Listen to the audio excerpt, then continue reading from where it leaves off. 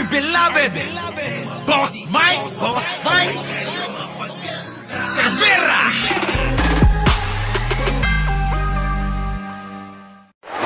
So mga kababayan, kung meron tayong hahangaan na pananaw, mga kababayan, abay yung ganitong pananaw ang gusto ko. Ha? Eto ha? Yung palaaway. Siguro naman kilala nyo si Perseda Acosta, ano, mga kababayan. Ha? Pau Chip ito, mga kababayan, ha? Pau Chip. Eto na. Sige, Persida. Pasok. Huwag tayong palaaway. Tama! Huwag tayong palaaway. Mga kababayan, never naman tayong naging palaaway, di ba? Batang Manila. Oy, Batang Manila Toits! Ikaw yung idol namin. Wala nang iba. Shoutout nyo naman ito, mga kababayan. Manila Toits ito. Batang Maynila. Toits. Mga kababayan. Sa mga kapatid nating, mga kapares natin, sabihin na nating kabaro natin. Alam nyo, mga kababayan, pagka tayo, aking panuntunan pagka tayo nagkasama-sama na sa isang laban, maging magkaiba man tayo ng magiging susuportahan o magkakaiba na tayo ng pananaw sa susunod na panahon. Hindi na kailangan magtalo-talo. Respeto sa mga tao na nakakasama natin sa mundo. Tandaan niyo yan. Kung nire-respeto ninyo yung inyong mga naging karelasyon sa buhay ninyo, ganun din ito. Yung mga nakakasama nating mga kaibigan, nakakasama sa ating mga pakikipaglaban, ganun din yan. Walang pagkakaiba. Di ba? Yun, mga kababayan. Boss, maraming salamat sa pagdalaw. Eto na, mga kababayan. Si Persida. Hindi porke ko to Alam nyo, sa mga hindi nakakaalam, siguro sa mga friend ko sa FB, alam nyo na iisa yung aming kinakaanibang organization neto. Marami kaming picture niyan Sige, eto na, mga kababayan. Madam, boss, amo. Eto na. Huwag tayong palaaway. Dahil pag nag-umpisa tayo ng away, sa revised penal code, mga kababayan, Ayan, pakinggan ninyo, sa revised penal code na. Alam kung sino ang may unlawful aggression. Dahil pag ikaw ang nagsimula, hindi ka pwede magsabing self-defense. Correct! So ngayon, mga kababayan, tanong ko lang sa inyo, sa away ngayon ng politika, sino ba nag-umpisa neto? Dapat baybayin natin to.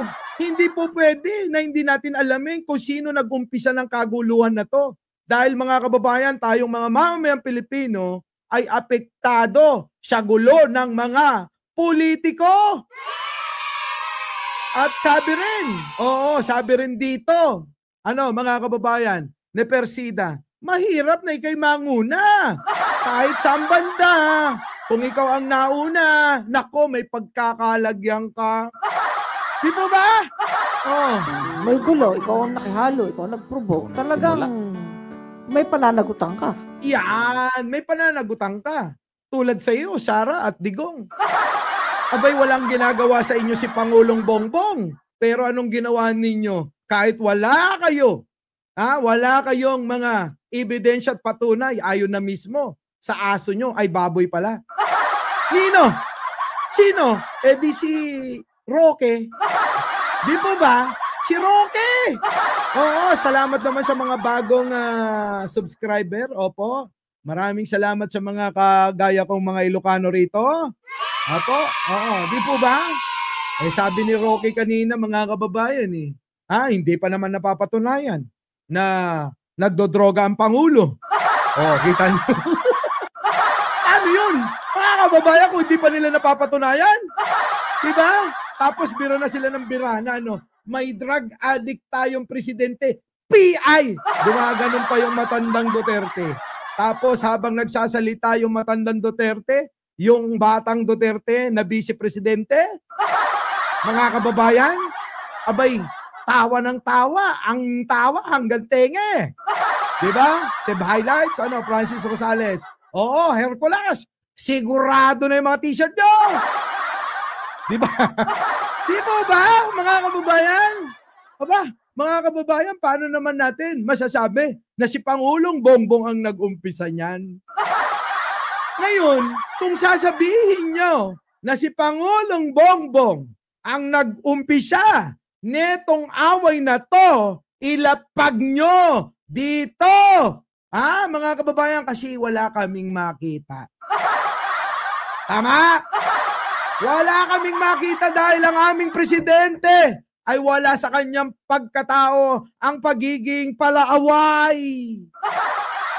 Wala sa kanyang pagkatao ang pagiging palamura. Wala sa kanyang pagkatao ang nagtatanim ng sama ng loob. Kita nyo mga kababayan? Ano? Ibang klase si Pangulong Bongbong.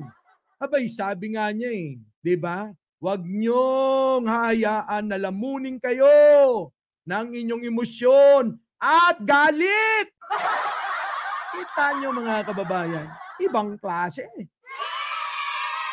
Ano pa? Eto pa mga kababayan, ano ba sabi ni Persida? Liman kasamaan. Nako, mukhang pinatatamaan mo yung kabila. Si Madam Persida, mukhang pinatatamaan yung kabila. Sino ba may sabi niya? Si Roque lang. Sabi nila, kadiliman, kasamaan. Di ba? Si Roque yun. Sabi nila, kadiliman, kasamaan. Kabutihan. Hindi pwede magsama yung kabutihan at kasamaan. Hindi talaga. Hindi talaga pwede magsama mga kababayan. Kaya nga kita nyo mga kababayan, ang nangyayari tuloy, parang labanan to ng kasamaan at kabutihan. Ano ba ang inuugali ng mga kasamaan? Gagawa ng mga paninirang sila lang ang may gawa na walang patunay. Ang kasamaan ganyan mga kababayan. Gagawa sila ng mga fake news para ipanira sa iyo. Kasamaan yan mga kababayan. Mang-aaway ka. Huhukay ka ng bangkay na nananahimik na. Abay, gawain ng kabutihan ba yan? Kicks TV? Teka muna. Kapag sinabi nila na gawain ng kabutihan yan, mga kababayan, abay, ayaw ko na sa earth. Gawain ba ng kabutihan ang magpapapatay ka? Naku, mga kababayan, mukhang tumpak na tumpak yung sinabi ni Persida. Di po ba? So mamimili tayo mga kababayan. Mamimili tayo. Saan tayo papanig? Sa gawaing kasamaan? Tulad ng mga nanggagahasa, pumapatay, nagnanakaw? Naku, bahala na kayong dumagdag. Oo, kasi hahaba listahan yan. O gawain na mabuti na siya'y naglilingkod, nagtatrabaho, hindi na nga nagpapahinga at hindi kumikibo sa anumang mga patutsada. Kayo na pumili, mga kababayan. Di po ba?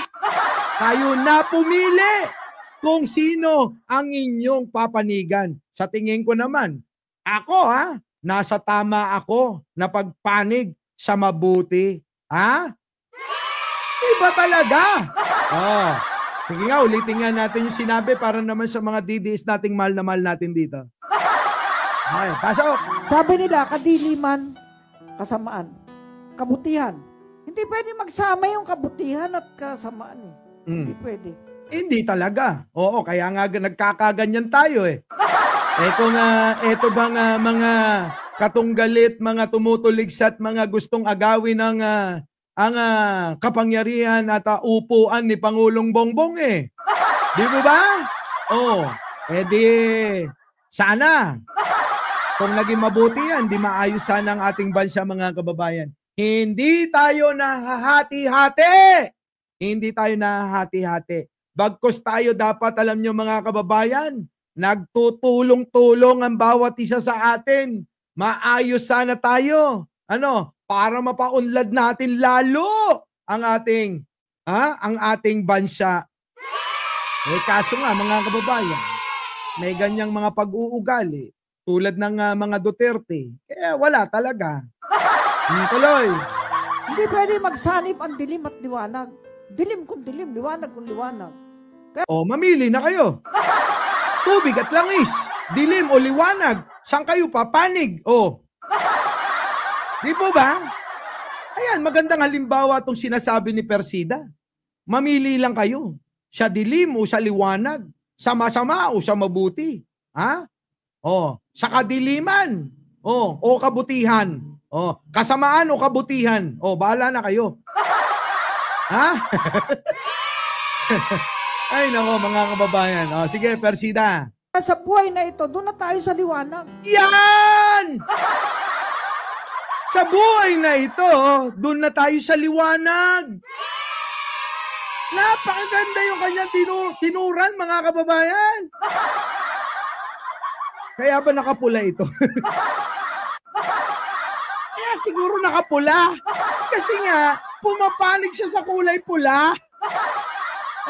Mga kababayan, si Persida Acosta, kaya pala nakapula, pumapanig sa pula. Yung pala yun. So, ibig sabihin, sa mga hindi nakakagets dyan, na mga mahal na mahal nating DDS, yung nakapula siya at binabanggit niya kung saan ba siya papanig, sa pula o sa berde, sa kabutihan o kasamaan, sa liwanag o sa dilim. Ang parang ang tinutukoy niya, mga kababayan, doon talaga siya sa pula. Tuloy. At least may paliwanag. Di naman tulad ni Marcoleta.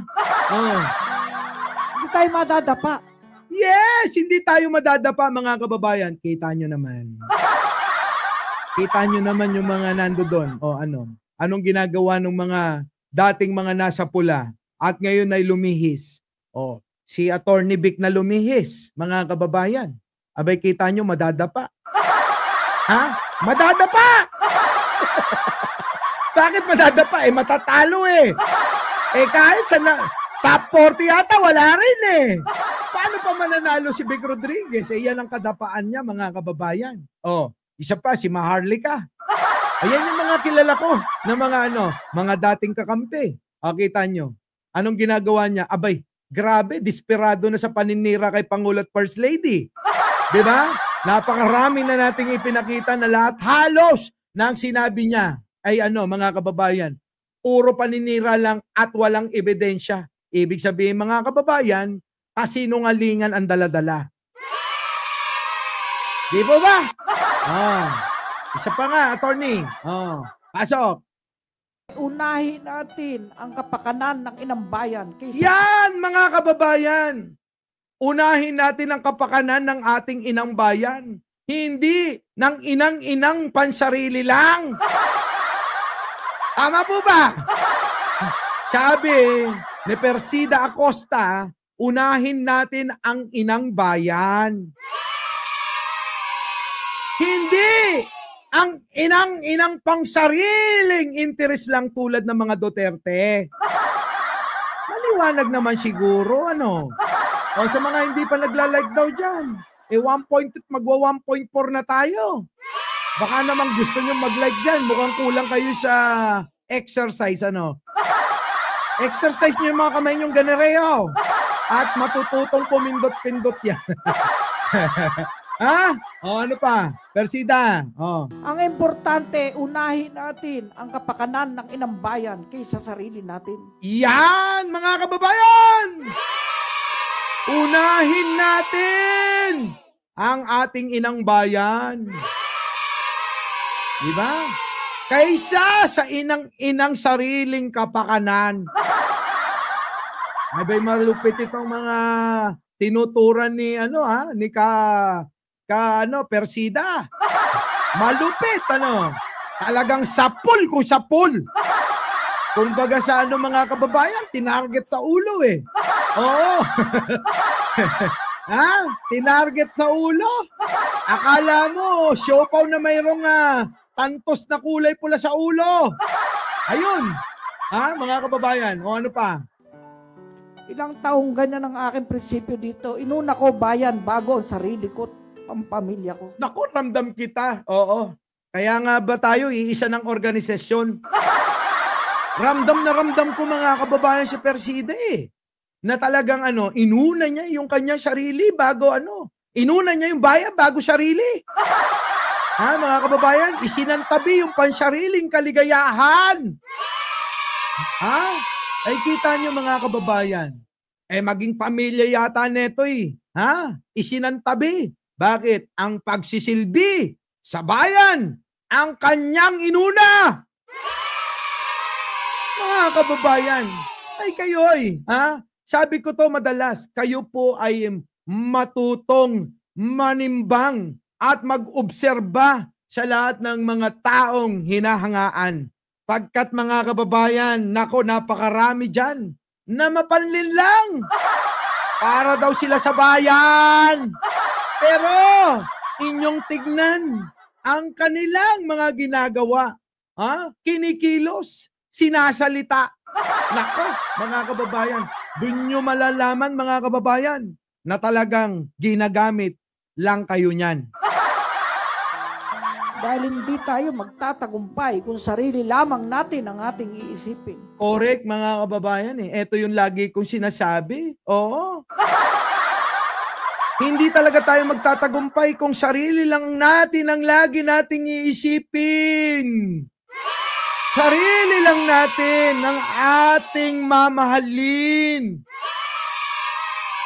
Sabi nga, sa kapitulo at bersikulo gagamitin ko uli. Walang sino man ang mabubuhay para sa sarili lamang.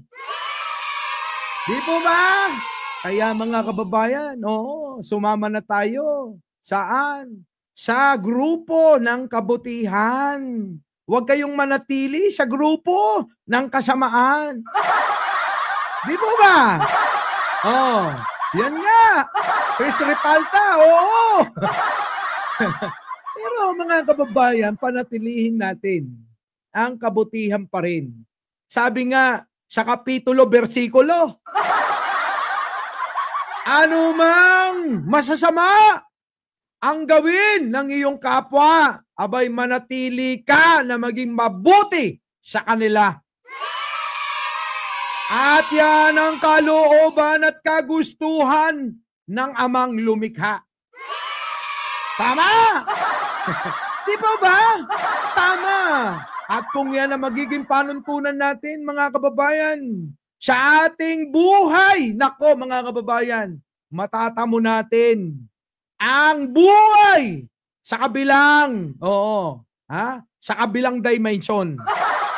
Magtatagpo tayo ng amang lumikha doon, sama-sama tayo ron. Sino gusto sumama? Sina Suker? Ha? Sino gusto sumama? Sama-sama tayo mga kababayan. Mga kababayan, wag ho kayong titigil, wag kayong mananawa sa paggawa ng mabuti. Ay nako mga kababayan, ating saliminin ang ating Pangulo. Kahit anumang paninira, masasakit na salita, hindi siya gumagante. At yun ang tama. At tingin ko na sinusunod niya ang kagustuhan ng ating amang lumikha. Tama ba? Tama! Oo! Gusto ba? Oo. Ano? Sige tuloy. Ang isipin natin ang kapakanan ng nakararami. Yan ang sinasabi ko! Isipin natin mga kababayan yung kapakanan ng nakakarami. Huwag ho yung ating pansarili.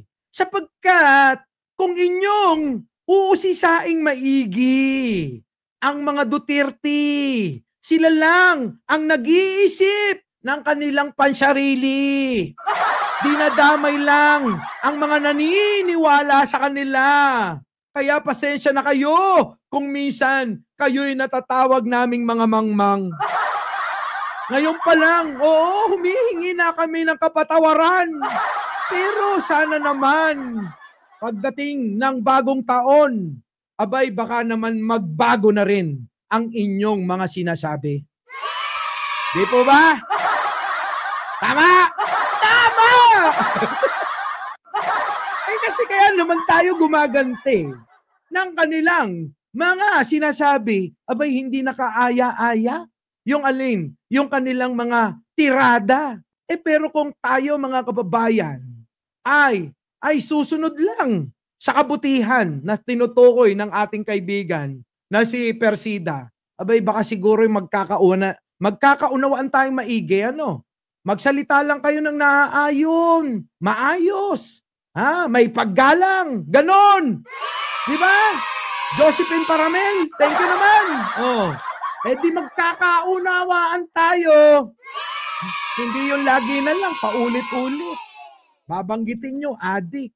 Pag nakita nyo naman yung mukha ko, mukha bang adik? Malayo naman. Sasabihin ninyo, kami bayaran.